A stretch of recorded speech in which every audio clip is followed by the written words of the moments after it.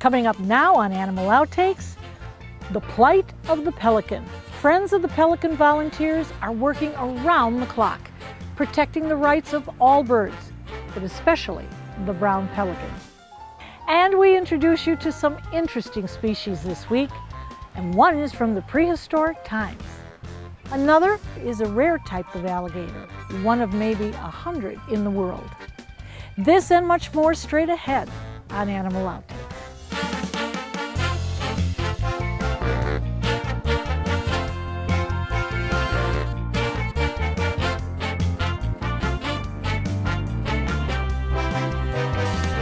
The brown pelican is an iconic animal, one of the only birds that can dive headfirst into the water from 100 feet in the air.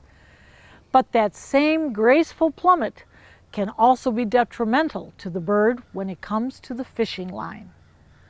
Often, brown pelicans go after the same bait fish that fishermen hunt, and the outcome can be devastating for the bird. So that's where Friends of the Pelicans come in, a nonprofit created to save these animals from a horrible death. Founder Jeanette Edwards believes birds have a right to live free from human interference, especially when it comes to fishing line entanglement.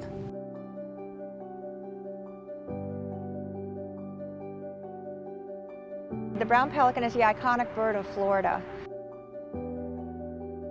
When people come to Florida, I think one of the first things they think about when they go to the beach is the pelican. You know, I mean, it's a classic symbol of the beach and the ocean. They don't deserve to be hurt in the high numbers that they are being hooked and tangled right now. So today we want to show what it's like out here, how difficult it is to rescue these birds, and just the plight of the pelicans, the trouble that they get into. And it's it's really not anyone's fault. It's the way I call it, it's an inevitable collision. Because they come here for the bait, and the bait is the most abundant here at the Skyway. It's out in the middle of Tampa Bay. The bait is the largest, and the pelicans come for the bait, and the fishermen are using the same type of bait to get big fish. So as the pelicans are flying along looking for bait, they fly into a fisherman's line. That's usually the way it happens. Once in a while in the wintertime, when they start to get hungry, they will actually go for the bait that's in the water on a line, on a fisherman's line. But usually it just happens by accident, they fly into a line. We're trying to do a bit of prevention and education about how to fish safely and not harm the seabirds that are out here also trying to fish for their survival. And we're also trying to intervene when there is an entanglement. So the brown pelicans are out here trying to get the bait fish that they eat. The fishermen are using the very same bait fish, and sometimes the seabirds are getting caught up in the line. And when that happens, we're here to help them bring the bird in safely and make sure the bird is released without lines and lures hanging on to it. What a lot of the people on the fishing pier don't understand is that if they accidentally hook a bird and they cut the line, these birds, if they can still fly, they will fly back to the mangroves where they sleep at night. They will be trailing that line and those hooks, and some of them will be stuck then in the mangroves. They will die there. They will not return the next day. So that's what we're out here to try and do. They end up hanging from the fishing line, and it's a very slow, torturous death because they land and all the line is hanging off and it gets tangled. And then they flap around and they get tangled more, and then if nobody goes out with a kayak like our Mangrove Monitors, which we have a Mangrove Monitor program that does just that, checks the islands for the hanging pelicans, and they end up dying. But we do rescue a lot of pelicans that are still alive and that are hanging there. So we try to never miss a day and check all of the mangrove islands that are hot spots for them. We try to check every day. We save a lot of them that way before they die. So we have over 50 volunteers now, and we have one paid rescuer, and he's paid entirely by donations. So we're very thankful for that people are helping us. And he's out here 5 days a week. It's a full-time job for him. And he does an amazing job. Since he started, he's rescued over 1,200 pelicans. So he's showing you the lines and the lures that he has, some of them that he has removed recently. Like that's from one bird. And this is why they end up tangled in the mangroves. If they're flying around with this much line trailing and they go to roost in the mangroves, they're definitely going to get tangled. It's not an impossible task. It is difficult. But checking the mangroves is very important too, to get them before they succumb from dehydration and stress while they're tangled in the mangroves. It's not impossible. We're making a very big difference. Even though this organization started with the mission of helping the brown pelicans, that this organization actually intervenes on behalf of all kinds of seabirds that we find out here. Many of them migrate here from as far away as the Arctic Circle. So we're really out here protecting all of the seabirds, and the seabirds, the well-being of the seabirds out here, I think, to me, this is part of my own personal mission, is that the health of our seabirds is an indicator of the health of our oceans, the health of our communities, and it's something that Florida has an opportunity to be proud of. To say, hey, come to our beautiful state, don't mess with our seabirds, we take care of them. This is the longest fishing pier in the world. It's over 2 miles long. And this is a state park, and they have an obligation to protect the pelicans and make sure that they stay safe. So one of the things we try to teach anyone who's willing to listen is that wherever you are fishing, if you hook a seabird accidentally, you might have an instinct to just cut the line and get that bird off as quickly as possible. But it is really important to slowly bring that bird in. And we're here today, if anyone tells us they have a line, a bird on the line, what we'll do is we'll run over, we'll actually throw in a net so that they don't try to bring that bird all the way up to the top of this pier, because like she said, we're not right on the water here. So you can imagine pulling a bird up with a hook in it is going to cause a lot of damage to that bird. So we're going to safely pull the birds up and put them on the pier, and then we're going to safely remove the hooks. Some people think that if I just leave the hook, the bird will get it out by itself, or it will rust and fall out. And that's not actually the truth. So we try to teach people how, wherever they're fishing in Florida, how to safely take care of it if you get a bird on the line. And the truth is, so many of the fishermen up here, they are awesome. They also are advocates for the birds. They're happy that we're here. They rush over to help us. They call us out when they need help. So by and large, we have a good relationship with them. And we hope to keep that going. Never ending.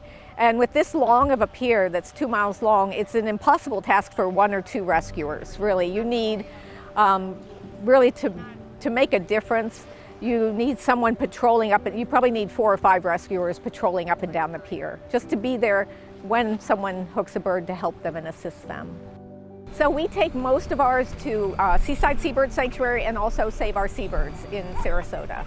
It's an inevitable. It's just, no matter how much education you do, it's going to happen, It's heartbreaking, but very, very rewarding. Yep. I've had birds die in my arms, but it's worth it. The nature is worth it. The beauty of Florida, I mean, this is why we live here. And we need to protect it and do what we can to save the lives that God made. And even if, oh, he got hooked. Sorry, bird got hooked. Hey guys, a bird got hooked. It's a pelican, or it's a seagull. We're coming. But you constantly have to be looking because it's constantly happening here. There's no way around it. Every life's important. These pelicans, they do suffer terribly, as do all the seabirds that are hooked. And just to try to get people to be more compassionate, and when they hook a bird, to know what to do. And to show compassion. They feel pain and suffering, they feel enjoyment. We know that when they're flying along, they've got to be enjoying that, And so. Oh, he is mad at you.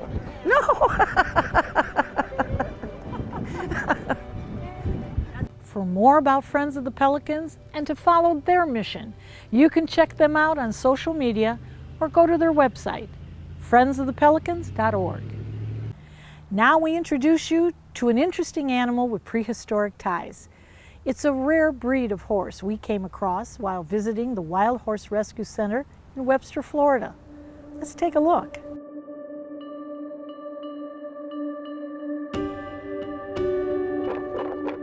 They're called Tarpan, small horses bred originally to try to recreate the ancient woodlands wild horses of Eastern Europe. Here they come. Come on.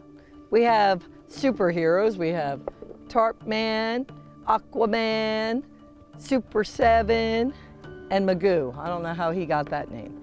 Come here, babies. It's said they were often called the peasant horses and ran wild on medieval estates. And they may look familiar to you. They're the same kind of horses you'd see in cave drawings. The prehistoric breed. So the Tarpans were way back in caveman time. They were over in Russia and Poland and Europe, that region. In 1921, the Heck brothers came across these Tarpans and they were wiping them out because sadly, all generations of people get rid of stuff. But the people of those countries used them for farming, riding, wagon pulling, and so the Heck brothers brought them to North America and they went to the zoos. They weren't used as horses when they came here. The Catskill Game Farm in New York, the Atlanta Zoo, a Texas zoo, and a California zoo took these Tarpans in as exotic display. They have zebra striping on them. They're duns, grulas, back stripes. And so 1983, a lady named Helen Dixon purchased them. She was into exotics, zebras and gazelle and camels. And so she purchased them. She fell in love with their personalities, so she started buying them up. She had the largest breeding farm in Virginia, still there. It's called Dixie Meadows Tarpan facility.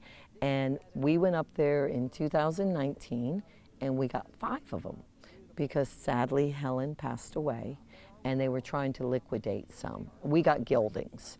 The mares and the stallion and the breeding program is still continuing, but the geldings they needed to get rid of. So we took 5 of them in, we've adopted 1 out, and we have 2 for adoption. They are adorable. 1 for all and all for one, they stick together. So this is my next 20-year riding horse too. Or 30 years, depending how old he lives and how long I do. Babies, yes. Coming up next on Animal Outtakes, diving right in.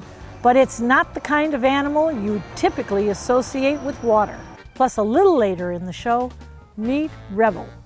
The dog surrendered to Dante's Den Foundation with physical and mental limitations. See how trainers are doing their best to give this guy a better life. I need a vacation. Life is exhausting. I want to relax and enjoy some me time. Then Dante's Den is the perfect place for your vacay stay. Spacious air-conditioned dens, plenty of room to exercise and run, and a pool to swim in. Whether it be an overnight stay, short or long-term, Dante's Den is waiting for you. For more information, visit dantesden.org.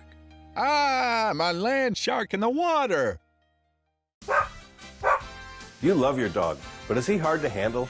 Barking, biting, jumping, chewing, hard to walk? Is your dog aggressive? Have you tried everything and nothing worked? I'm Will Thomas. Dogs are my passion. I can help you with your dog. My methods are so unique, I only need 1 session in your home. To learn more, look at my website, willthomasdogwhisperer.com, or call me at 941-377-0243. I can help you fast. What's going to happen to me if something happens to you? That's when Dante's Den steps in. You can make plans for your pet's continued lifetime care in the event you can no longer be there for them. Amenities include spacious dens, medical care, area to run free, and a swimming pool. Plus, all the love and cuddling your pet needs 24/7. Call us or visit dantes10.org for more information.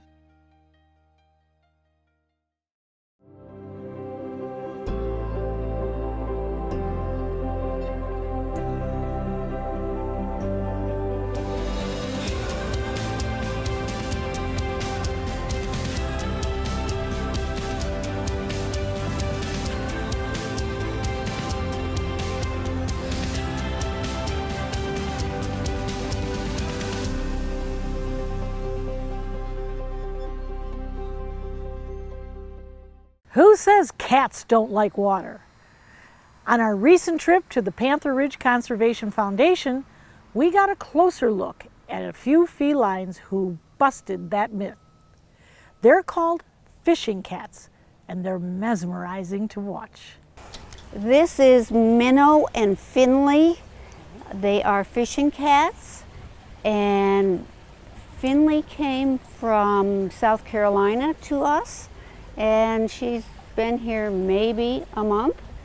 Judy Barron says these two cats are well adapted to catching fish. They have partially webbed front feet and a high prey drive. Is that incredible? According to the International Society for Endangered Cats, fishing cats are found throughout Southeast Asia, northern India, and Sri Lanka. No. But these are a rare endangered species, fishing cats. They're typically found in water habitats like marshes, mangroves, swamps, and densely vegetated areas along rivers and streams. And as you can see, they are strong swimmers. Researchers say they can cover long distances underwater. Aren't they amazing? They have a coat like an otter. One interesting feature is the layered structure of their fur, an adaptation to life in the water. Next to the skin is a layer of short hair so dense that water cannot get through. This coat helps keep the animal warm and dry. And then another layer of long hairs gives the cat its pattern and glossy sheen. And that's not the only body part that's adapted for life underwater. The ears are very small, and when they're underwater, they can close their ears off so it doesn't get wet inside. It is amazing, the adaptation. They are very hard to come by. And they're a difficult species to keep because, after all, they need a pool, even trickling water to a small area.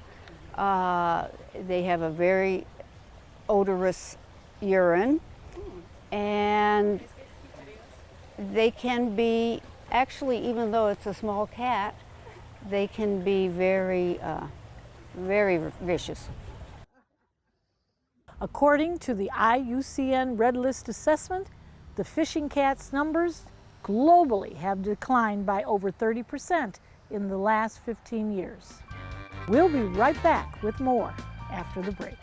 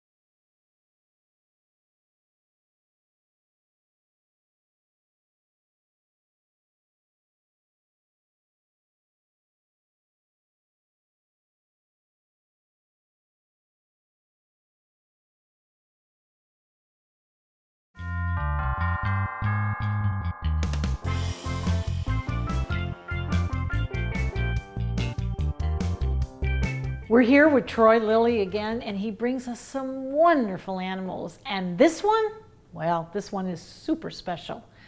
We have an albino. We sure do. This is Casper. This is another one of the awesome animals owned by Brian Love at Love Reptiles. And so he gets to go out and do education. So we bring him out and talk about albinos and albino alligators, and they're very rare. There's under 100 in the world. Now, is that a genetic situation? Absolutely. Albinoism is the same as any animal. You can find it in dogs and cats and people and snakes and lizards and alligators. Now in the wild, these things wouldn't survive because you have to imagine it's going to hatch and it's in black water. And so now it just looks like this little white thing moving along, and it's going to be eaten pretty quick. What does the mother gator do? Does she stay with her young? Does she push them out into the water? How is that handled? They stay with them up to 2 years. So they're a little different than some crocodile species where they take the animals down to the water and they say, see you later. American crocodiles do that. American alligators stay with the baby. So if this one was born in her nest, she's going to take it just the same all the way down to the water, and she's going to try to protect them the best she can from, raccoons, birds, fish, turtles, and other alligators. Now, obviously, with that color, as you point out, in the brackish waters and so on, he's going to stick out like a sore thumb. Very much. So does mom protect him a little bit more, or is it all fair I couldn't game? honestly answer that because, I don't think there's much science on that. Would she notice the difference? Possibly, but would she notice the difference and find it may be a mutation? And a lot of times in the animal kingdom, when they have a mutation or something that was born wrong, they usually kick it to the side and not take care of it. So I'm not sure. Now the eyes are kind of a creamy ivory. Mm-hmm. Good vision or no? They have good vision. What's really hard on them is a lot of sunlight. So if you look into the eye, you'll see that the actual pupil itself is closed. So the iris is what you're looking at, but the pupil is shut. So in the nighttime, it opens up to this bright red round ball when the pupil's open. So yes, I think that they can see very, very good, and it doesn't have any problem. And if you notice when I move it around, its eyes are moving around as well. Right. So it's looking. Now, is night vision better than day? These animals have they're nocturnal. As you well know, alligators, you live in Florida and you're well versed on them, but yes, they have three eyelids, a bottom, a top, and a nictitating membrane. So when they go underwater and they do that, whoop, you see it kind of shoot back? Yeah. You touch it and it shoots back. They can see underwater with that. So yes, and at night they can see really well, really well. You bring us such wonderful animals, and we get such a great chance to touch them and feel them and really look at them. But for most people, they don't. But you have solved that. We have. So you can actually see these. They're going to be out there at the Sarasota Jungle Gardens for a year. They're going to be put on loan out there so that people can interact with these, learn about them, hold them, take pictures with them, do Christmas pictures with Santa's alligator. But you can come out and see, feel, touch, and learn at the Sarasota Jungle Gardens in Sarasota. Well, he has a beautiful smile. There are many teeth that are showing. Yep, they are. You want to show them your teeth? Can you open up and show them your teeth? You don't want to? Okay. That just shows they're not as nasty as the reputation they have. Yeah, he seems pretty calm.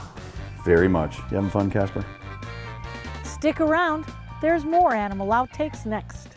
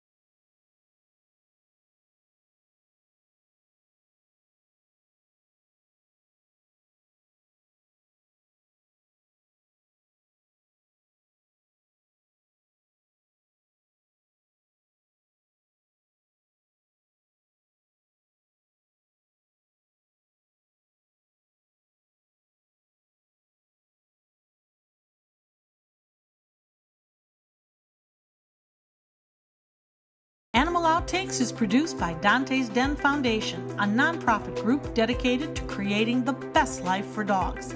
If you would like to learn more about Dante's Den, donate, or volunteer, visit our website, dantesden.org.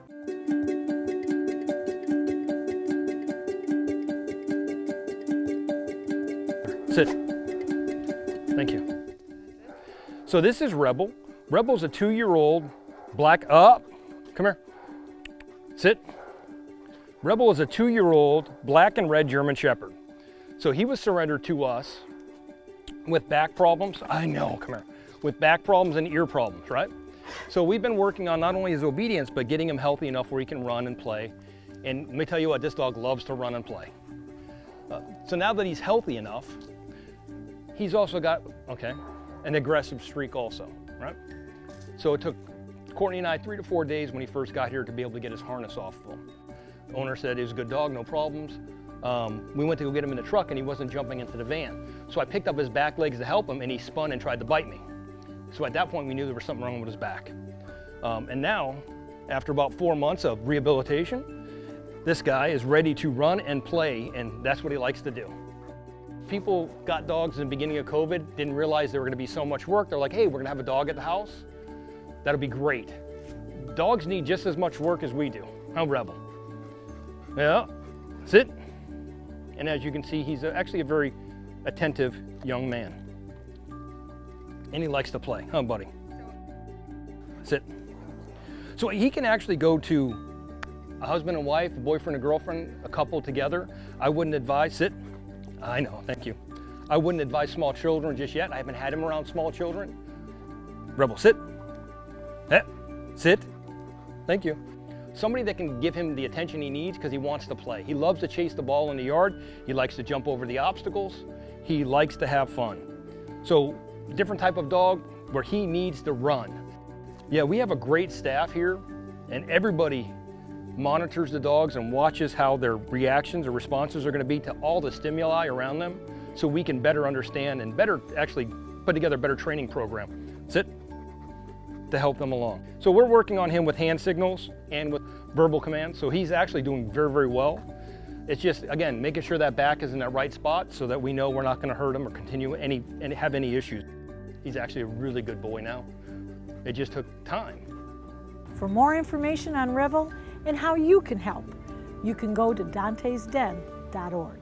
We hope you had fun and learned a thing or two along the way. And we'll be back here again next week with even more animals and some neat encounters. Until then, thanks for watching.